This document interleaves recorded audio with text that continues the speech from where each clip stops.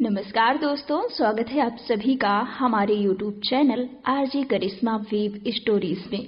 आज हम बात करेंगे सच्चाई की, ईमानदारी की, जिसकी शायद हम बड़ी बड़ी बातें करते हैं, लेकिन जब बात अपने पर आती है तो हम भूल भी जाते हैं कि हाँ, मैंने क्या किया है, क्या हम उस काबिल हैं।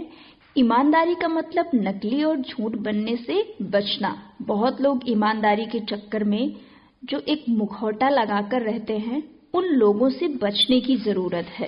अपनी पहचान सच्चाई और भरोसेमंद आदमी के रूप में बनाइए। अगर घर, दफ्तर और समाज में रिश्तों को बनाने वाली कोई चीज है तो सच में आप सब भी जानते हैं कि वो है हमारी सच्चाई, हमारी ईमानदारी। अपना वचन ना निभा पाना या फिर अपने बात पर अडिग ना रहना, ये हमारी बेईमानी होती है। ईमानदारी से खुलापन, विश्वसनीयता और साफ बोलने की प्रेरणा आती है, यानी कि हमें एक शक्ति मिलती है। हम दूसरों के सामने खड़े हो पाते हैं, नजरों से नजरें मिलाकर बात कर पाते हैं। तो ये है अपने और दूसरे के प्रति सम्मान दर्शाता है। ईमानदारी का मतलब है ईमानदार होना, ना कि ईमानदारी का दिखावा करना। झूठ की रफ्तार भले ही तेज होती है, मगर सच टिकाऊ होता है।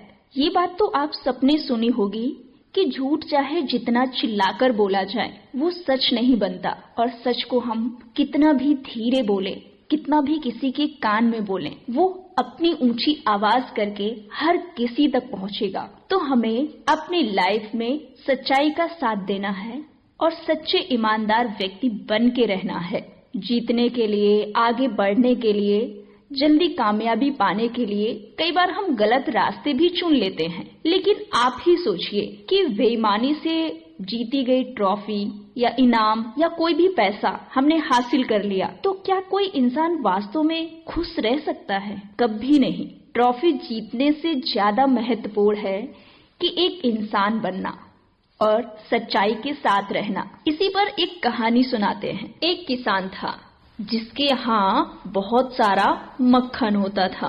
वो एक सेर मक्खन एक बेकरी वाले को बेचता था। एक दिन बेकरी वाले ने उसे परखने के लिए कहा कि देखें जरा, ये मक्खन एक सेर देता है या फिर नहीं देता है। उस बेकरी वाले ने उस किसान की नीयत परखने का विचार बनाया। उसने मक्खन को तौला तो उसने पाया कि मक्खन तो कम है। इस बात से वो बेकरी वाला गुस्सा हो गया, उस किसान से नाराज हुआ और उस किसान को फैसले के लिए पंचायत ले गया और वहां पर पंचायत लगी। अब सभी लोगों की नजरों में वो किसान तो बहुत अच्छा था, लेकिन पंचायत में सब ये सोच रहे थे कि इस किसान ने आखिर ऐसा क्यों किया।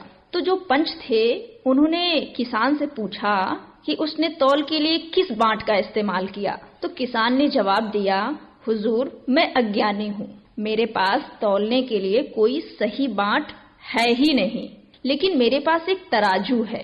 बांट नहीं है, लेकिन मेरे पास एक तराजू जरूर है। तो वहां के पंचों ने पूछा, तो फिर तुम मक्खन को कैसे तौलते हो? जब तुम्हारे पास किसी तरह का कोई बांट नहीं है तो आखिर मक्खन कैसे पहुंचाते हो? तो किसान ने जवाब दिया कि हुजूर, इन्होंने मक्खन तो मुझसे अब खरीदना शुरू किया है। मैं तो इनके यहाँ से बहुत पहले से ही एक सेर ब्रेड खरीद रहा हूँ।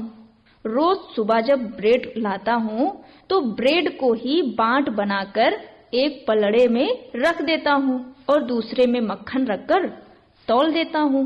अब हुजूर आप ही बताइए, इसमें अगर किसी का दोष है तो वो तो इन्हीं का है।